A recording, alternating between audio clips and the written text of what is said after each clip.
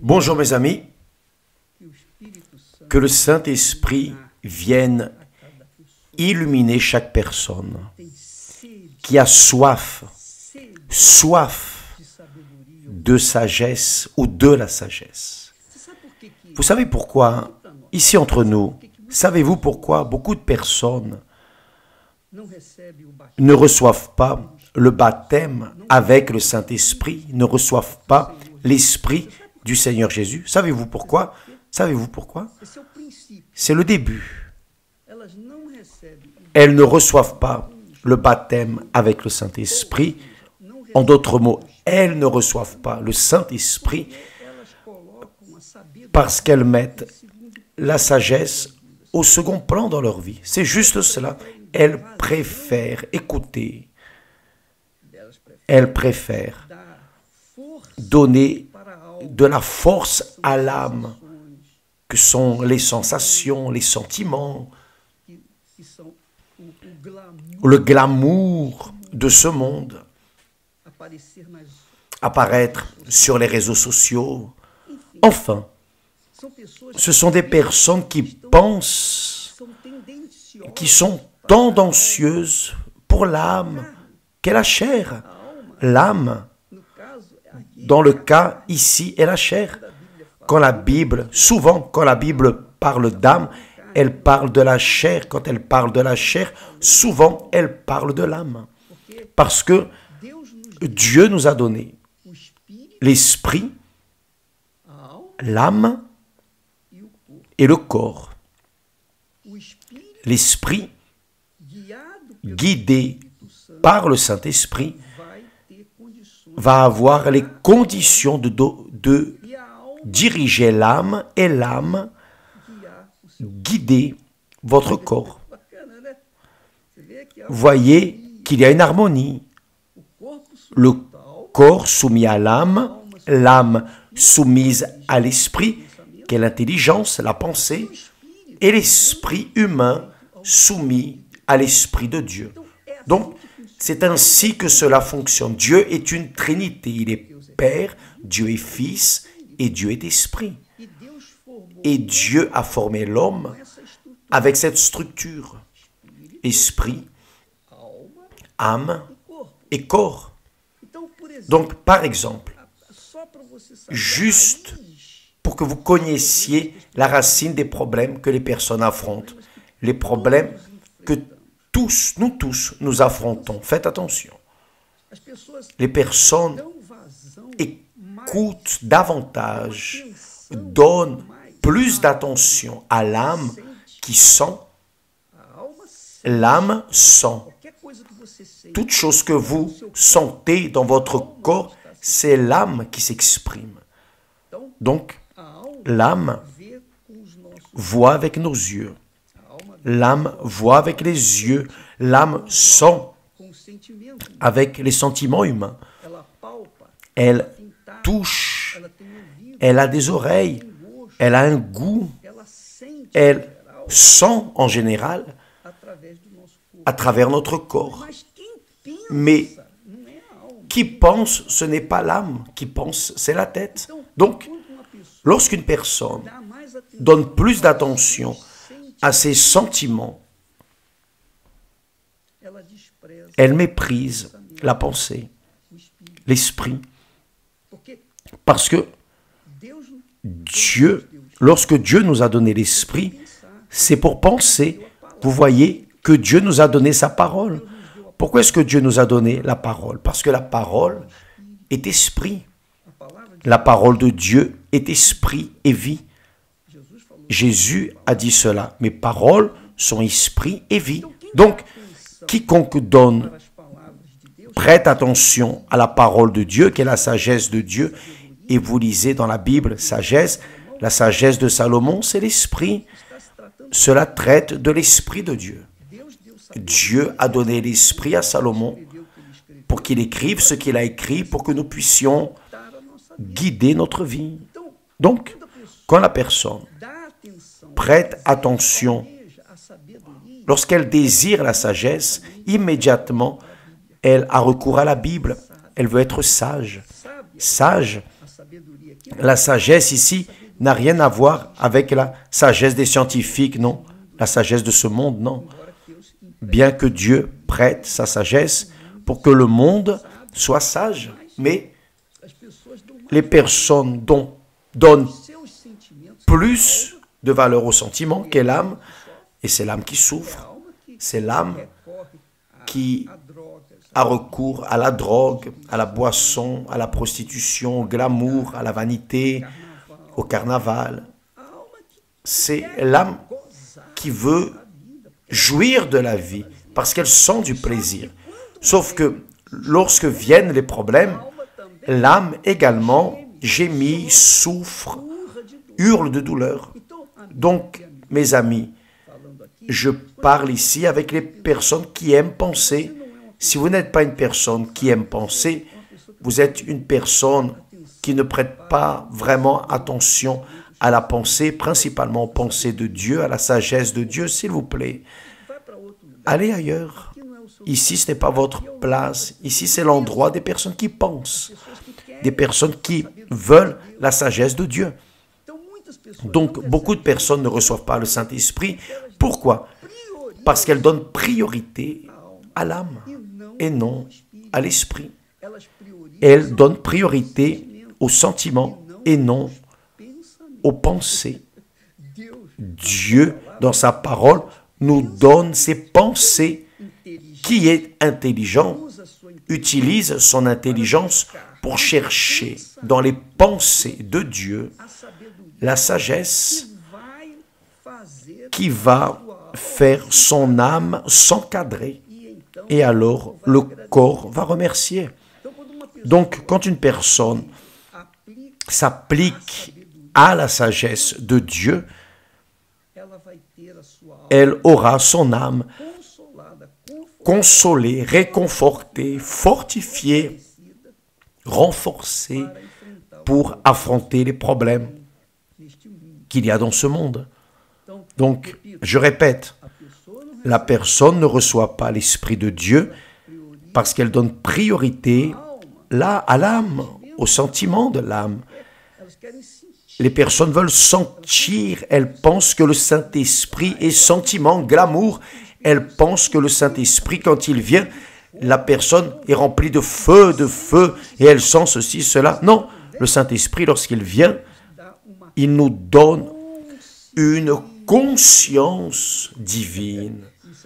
Cela est très glorieux. Quand le Saint-Esprit descend sur quelqu'un, il donne une conscience de la sagesse, de la véritable sagesse. Par exemple, je me rappelle, juste à titre d'exemple, je peux parler de moi parce que je suis témoin et Dieu est mon témoin. Je me souviens que lorsque j'ai reçu le Saint-Esprit, vous savez ce que j'ai le plus demandé à Dieu? La sagesse. Oh mon Dieu, donne-moi la sagesse pour savoir comment me conduire, comment diriger ma vie, pour ne pas faire de bêtises, pour ne pas me marier mal, pour ne pas choisir un travail erroné. Enfin, donne-moi la sagesse pour savoir choisir ce qui est le meilleur pour ma vie. Parce que ma vie n'est pas seulement limitée à ce que je sens, mais elle est également à mon esprit qui va conduire mon cœur, mon âme, et par conséquent, mon corps va remercier. Donc, j'ai demandé à Dieu la sagesse. Qu'est-ce que la sagesse? Quel est le commencement de la sagesse? Qu'est-ce que la sagesse? La sagesse est révélée aux personnes qui ont soif et faim de savoir quelle est la volonté de Dieu pour leur vie. Donc, Salomon a dit que le commencement de la sagesse, le début de la sagesse, commence avec la crainte de l'Éternel. C'est cela. La crainte de l'Éternel est le commencement, le début de la sagesse. Par exemple, en cet instant, beaucoup de personnes sont en train de faire n'importe quoi. Elles sont dans la chair. Tout ce à quoi elles ont droit. elles ont vécu enfermées dans leurs problèmes personnels, dépression, insomnie, nervosisme, anxiété, peur, etc., etc., durant toute l'année. Quand arrive le jour du carnaval, ah oui, alors elles laissent de côté leurs problèmes, ou plutôt, elles font semblant qu'elles n'ont pas de problème, et elles plongent avec toute leur force dans la fête de la chair. C'est quoi la fête de la chair? C'est la fête de l'âme. La fête de l'âme. L'âme veut faire tout ce à quoi elle a le droit. Elle veut boire, utiliser de la drogue, elle veut ceci, cela, avoir 50 hommes, 50 femmes, enfin.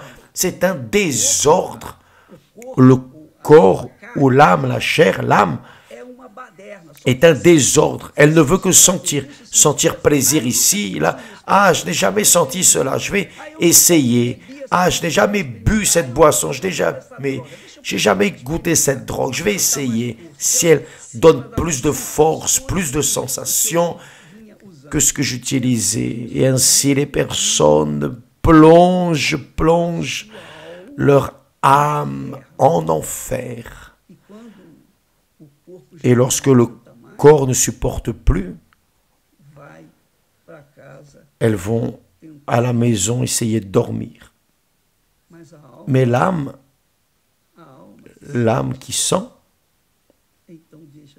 laisse la personne affligée, parfois avec des insomnies, parfois voyant des ombres, entendant des voix. Pourquoi? Parce que l'âme, tout comme elle reçoit du plaisir, les plaisirs de la chair, l'âme reçoit aussi les disgrâces de la chair en enfer. Donc les personnes qui sont maintenant, en cet instant, immergées dans le carnaval ou se préparant au carnaval, ces personnes qui ont économisé de l'argent pour acheter leur déguisement et aller dans les rues, regardez maintenant, ces personnes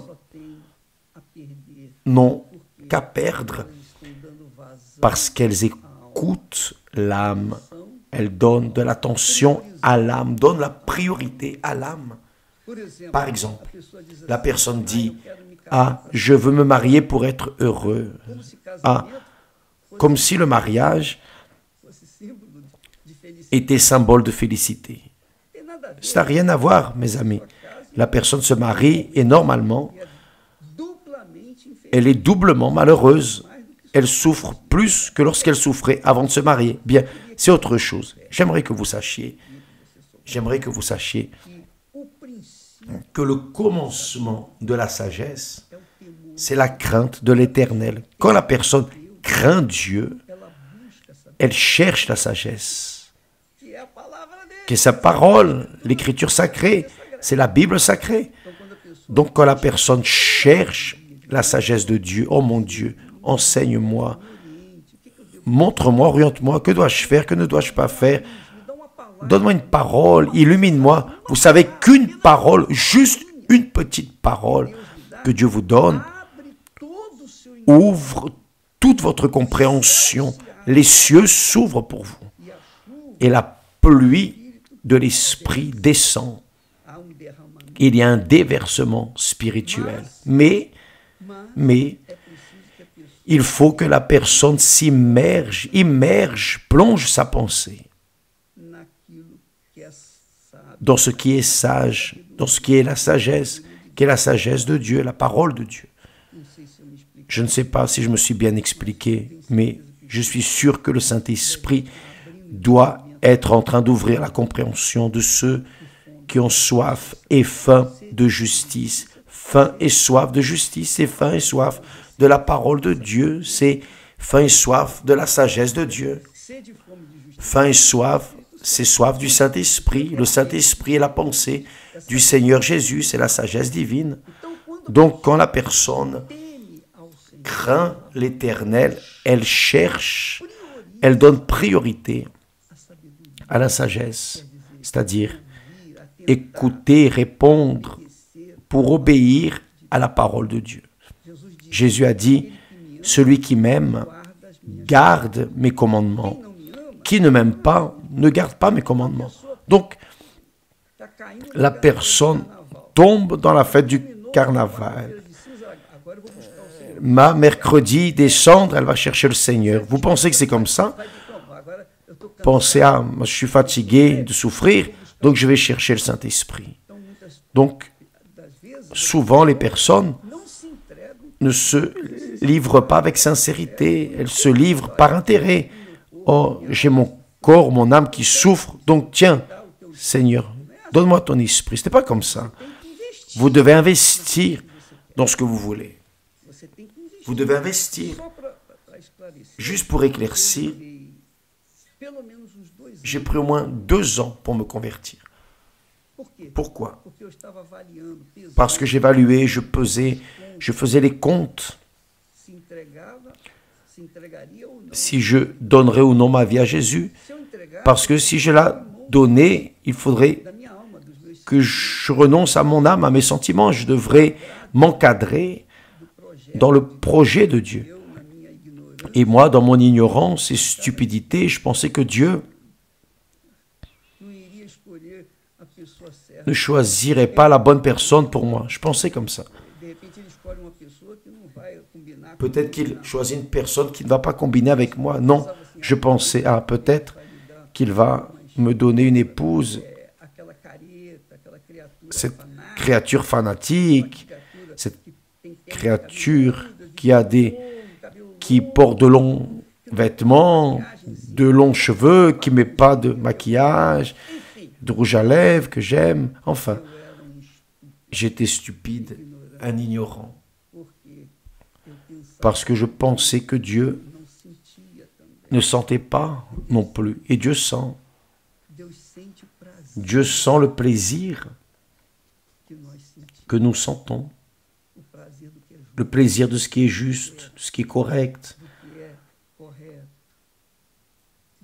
Dieu sent, tout comme le Père se sent heureux, se sent récompensé quand ses enfants vivent une vie meilleure que la sienne. Oui ou non? Je veux que mes enfants aient le meilleur, meilleur que ce que j'ai eu. C'est ma foi. Parce que je suis Père. Maintenant, imaginez Dieu Père. Pensez avec moi, mes amis, juste un peu, s'il vous plaît. Nous allons penser juste un peu, oubliez le carnaval. Pensez. Le commencement de la sagesse, le commencement du savoir, c'est la crainte de l'Éternel. Quand la personne craint Dieu, elle investit dans sa sagesse, elle investit dans la connaissance de sa parole, elle investit sa pensée, son intellect dans les pensées de Dieu pour savoir ce que Dieu veut d'elle. Ça, c'est la crainte de l'Éternel. Donc, beaucoup de personnes ne reçoivent pas l'Esprit de Dieu, bien qu'elles soient à l'Église depuis des années, des siècles. Il y a des personnes qui n'ont pas encore reçu le Saint-Esprit. Pourquoi? Parce qu'elles insistent à dicter les normes. Non, d'abord je veux sentir, ensuite. Donc ça ne marche pas. Donc, mes amis, j'espère que vous soyez, disons, en train de comprendre ces paroles. Et bien plus, je prie pour que le Saint-Esprit vienne vous éclaircir tout ce que nous sommes en train de dire. Parce que ce que nous sommes en train de dire, nous l'appuyons sur la parole de Dieu. C'est écrit, la crainte de l'Éternel est le commencement de la sagesse. Voyez, tous ceux qui l'observent ont une raison saine. Sa gloire, la gloire dans la vie de ces personnes, sa gloire subsiste à jamais. Elles seront toujours reconnaissantes à Dieu. Psaume 111, verset 10. Vous pouvez lire, je vais laisser là. Gardez pour vous. Mais s'il vous plaît, n'oubliez pas. L'insensé ne prend pas plaisir dans la sagesse. Son plaisir est dans ce qui plaît à sa chair, son cœur, son âme. Son plaisir, par exemple, est dans le carnaval. Le plaisir des personnes viciées dans la drogue, c'est utiliser les drogues. Les drogues sont leur plaisir. Les alcooliques, c'est l'alcool. Les jeux de hasard, c'est le plaisir de ces personnes. Les viciés ont plaisir dans ce qui est du diable, c'est la réalité. Mais qui craint l'Éternel, pas besoin d'être converti, non, pour avoir de la crainte de Dieu. Il suffit de le craindre et la personne est intéressée, inclinée à sa sainte sagesse pour qu'elle sache ce que Dieu veut de sa vie. Pour cela vient le Saint-Esprit. C'est pour cela que Jésus appelle le Saint-Esprit de guide. Quand il viendra, il vous conduira. Il vous conduira. C'est le Saint-Esprit qui conduit les véritables, les authentiques enfants de Dieu.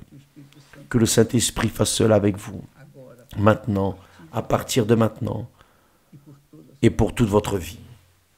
Que Dieu vous bénisse au nom du Seigneur Jésus. Amen.